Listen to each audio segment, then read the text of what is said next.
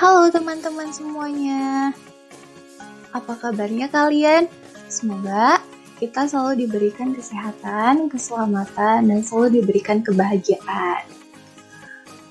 Sebelumnya, perkenalkan terlebih dahulu, nama saya Hanifah Fauziah dan NIM 1806000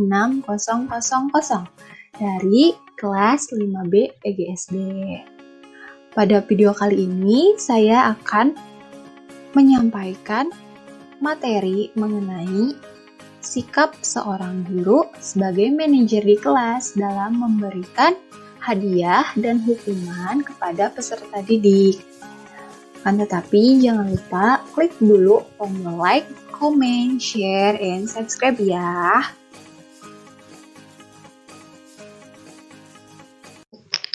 Apa sih pengertian hukuman menurut konteks manajemen kelas? Menurut Amir Indra Kusuma, hukuman adalah tindakan yang dijatuhkan kepada peserta didik secara sadar dan sengaja sehingga menimbulkan efek jera. Tujuannya agar peserta didik menjadi sadar dan berjanji tidak akan mengulanginya. Sementara, menurut Ali Imron, hukuman adalah suatu sanksi yang diterima oleh peserta didik sebagai akibat dari pelanggaran terhadap aturan yang ditetapkan. Jadi, hukuman dalam konteks manajemen kelas dapat didefinisikan sebagai upaya guru secara sadar dan disengaja untuk memberikan sesuatu yang tidak menyenangkan kepada peserta didiknya yang melanggar tata tertib kelas agar tidak mengulanginya lagi. Selanjutnya, apa sih yang disebut dengan hadiah? Hadiah merupakan sebuah kenang-kenangan, penghargaan, atau penghormatan. Hadiah juga dapat berarti ganjaran yang mana memiliki arti sebagai upaya memberikan sesuatu yang menyenangkan bagi peserta didik yang berprestasi, baik dalam segi belajarnya, baik dalam segi akademisnya, ataupun dalam segi perilakunya yang dilakukan di dalam kelas. Nah, tujuan dari pemberian hadiah ini adalah diharapkan peserta didik dapat meningkatkan dan mempertahankan prestasi yang sudah dicapainya. Nah, dapat disimpulkan juga bahwa hadiah dalam konteks manajemen kelas adalah upaya guru secara sadar dan disengaja untuk memberikan sesuatu yang menyenangkan kepada peserta didiknya yang berperilaku sesuai dengan tata tertib kelas agar dapat mempertahankan perilaku.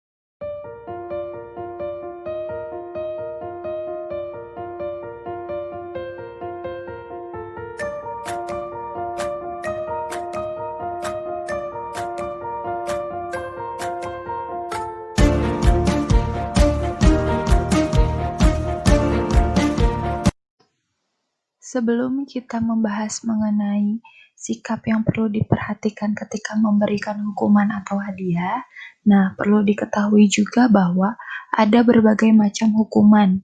Di antaranya, yang pertama ada menatap tajam peserta didik. Nah, jika ada seseorang yang atau beberapa peserta didik yang melanggar tata tertib di kelas, guru dapat memberikan hukuman yang paling ringan, yaitu dengan menatap tajam mata peserta didik yang melanggar, kemudian mendiamkannya. Selanjutnya, yang kedua adalah menegur peserta didik.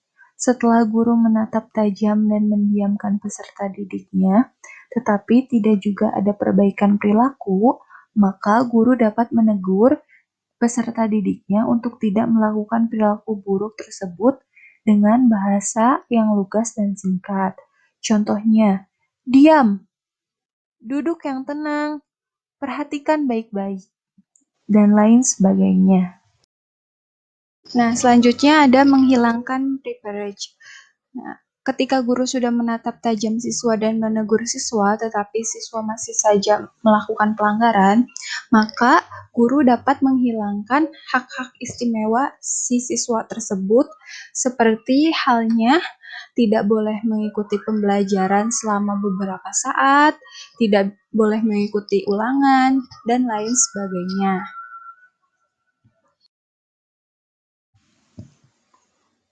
Ada juga selanjutnya yaitu penahanan di kelas.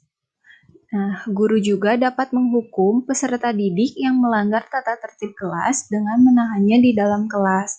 Biasanya, guru memanggil peserta didik yang bersangkutan, kemudian memintanya untuk berdiri di depan peserta didik lainnya selama pelajaran berlangsung.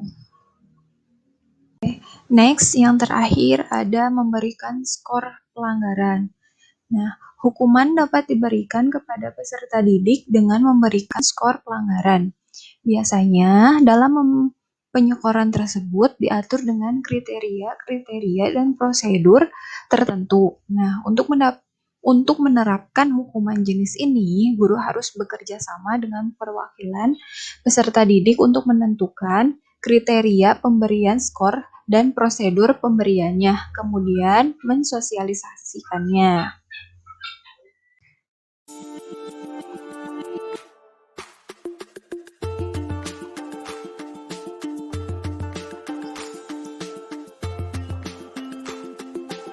Sikap dalam memberikan hukuman kepada peserta didik.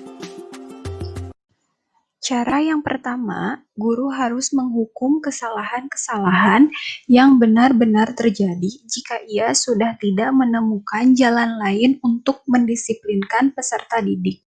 Yang kedua, hindarilah tindakan mengancam dan menakut-nakuti. Jika peserta didik diancam dan merasa ketakutan, yang ada malah peserta didik akan enggan belajar di kelas. Rasa takut juga tidak menginsafkan atau membangkitkan hasrat peserta didik untuk memperbaiki dirinya. Cara yang ketiga yaitu saat menghukum hendaklah guru berperasaan halus. Pada saat menghukum, sebaiknya guru tidak menghukum peserta didik di hadapan banyak orang. Janganlah menghukum saat guru marah atau terdorong oleh keangkuhan atau perasaan-perasaan negatif lainnya.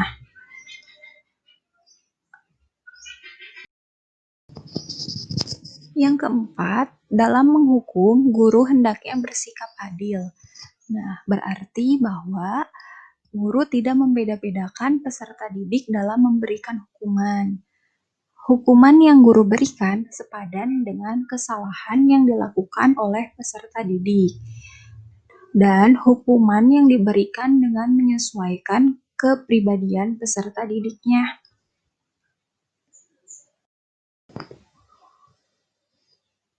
Selanjutnya, hukuman dan pelanggaran sebaiknya harus ada hubungannya. Misalnya mengotori kelas, maka hukumannya membersihkan. Atau ketika pelanggarannya membuang sampah sembarangan, maka hukumannya adalah membuang sampah pada tempatnya serta membersihkannya. Seperti itu. Yang keenam, hukuman yang diberikan hendaknya dapat menimbulkan rasa tanggung jawab kepada peserta didik. Nah, di sini karena ada beberapa peserta didik yang cepat menyadari kesalahannya, tetapi ada juga peserta didik yang sulit mengakui kesalahannya, bahkan selalu melemparkan kesalahannya kepada orang lain. Ia tidak berani mempertanggungjawabkan perbuatannya. Situasi seperti ini merupakan suatu kesempatan yang harus dipergunakan oleh guru untuk mengajarkan kepada peserta didik bahwa mereka harus senantiasa berani memikul tanggung jawab atas segala perbuatan yang dilakukannya.